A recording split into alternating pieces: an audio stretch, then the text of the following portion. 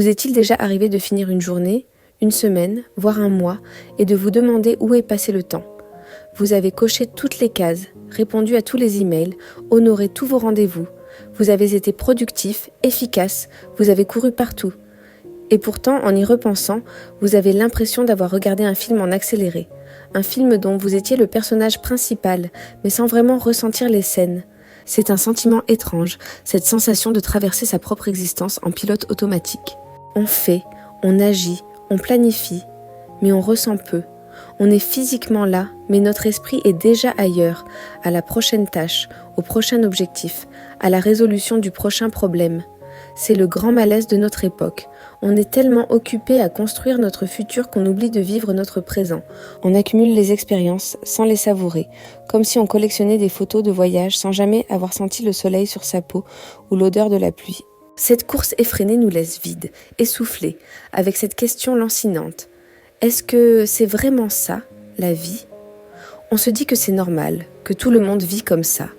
On se dit qu'on ralentira plus tard, quand on n'aura plus de temps, quand les enfants seront grands, quand on aura cette promotion, quand on sera à la retraite.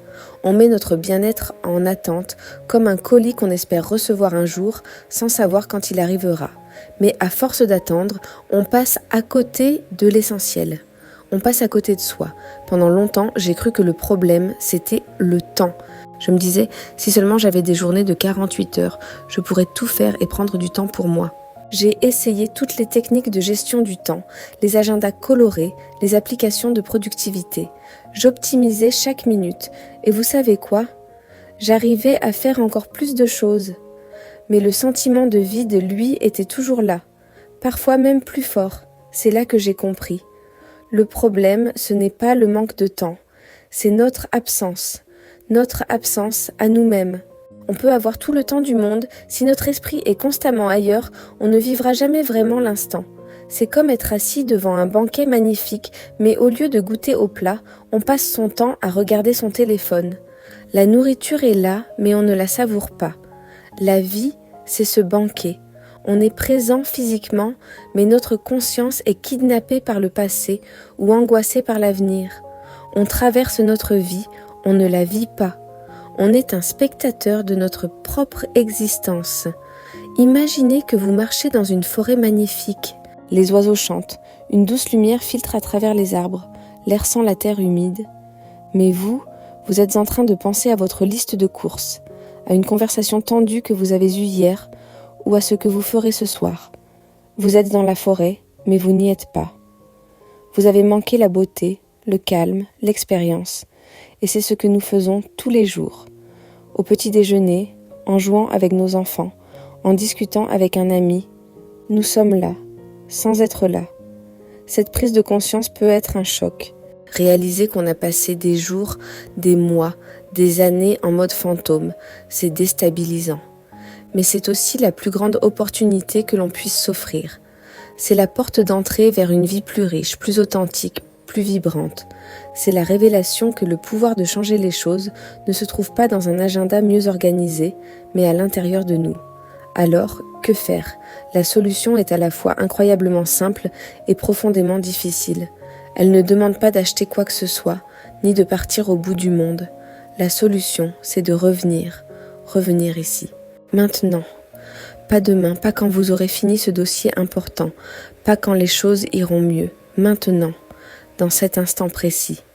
Prenez une seconde, arrêtez tout, écoutez le son de ma voix, sentez l'air qui entre et qui sort de vos poumons, ressentez le contact de vos pieds sur le sol ou de votre corps sur la chaise.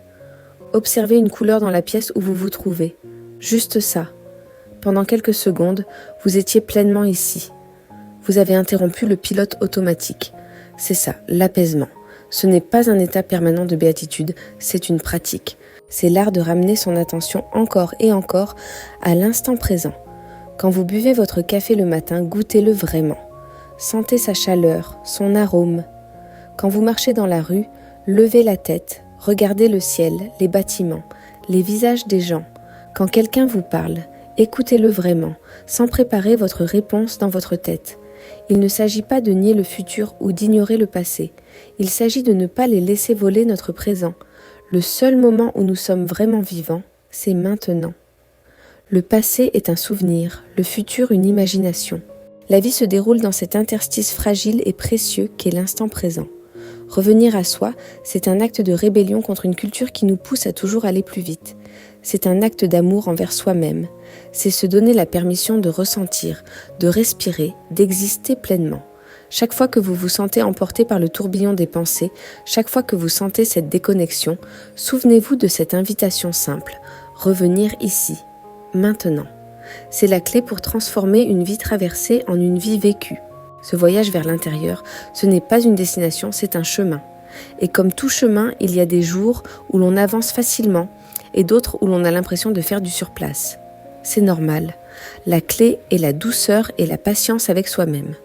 Chaque fois que vous ramenez votre attention au présent, même pour une fraction de seconde, c'est une victoire.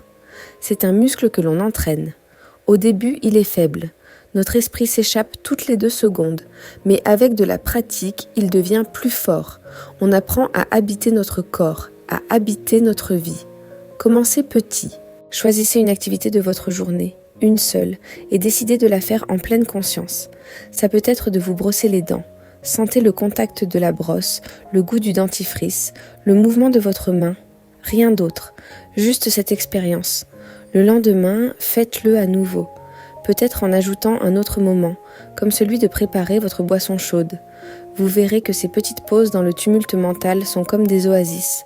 Elles vous nourrissent, vous ressourcent. Elles colorent votre journée d'une teinte différente. Petit à petit, cette présence infusera d'autres aspects de votre vie. Vos conversations deviendront plus profondes, vos repas plus savoureux, votre travail plus concentré, vos moments de repos plus régénérants.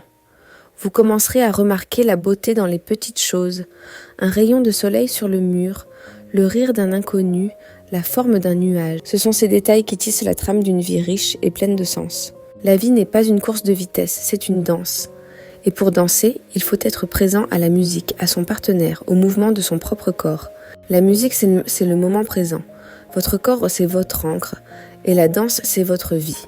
Alors, je vous invite aujourd'hui non pas à faire plus, mais à être plus présent, plus conscient, plus vivant. Si ce message résonne en vous, c'est que vous êtes prêt à commencer ce chemin. C'est un chemin que nous pouvons parcourir ensemble. N'oubliez pas que prendre soin de sa santé mentale est aussi important que prendre soin de sa santé physique. Le plus grand cadeau que vous puissiez vous faire est de vous accorder de l'attention. Votre attention est la ressource la plus précieuse que vous ayez. Là où va votre attention, va votre énergie et votre vie. Choisissez de la diriger vers le présent. Choisissez de vous choisir. Merci d'avoir pris ce temps pour vous aujourd'hui. Si cette vidéo vous a parlé, n'hésitez pas à laisser un commentaire pour partager votre expérience, à aimer la vidéo et à vous abonner pour continuer à explorer ensemble comment vivre une vie plus consciente et plus épanouie. Prenez bien soin de vous et à très bientôt.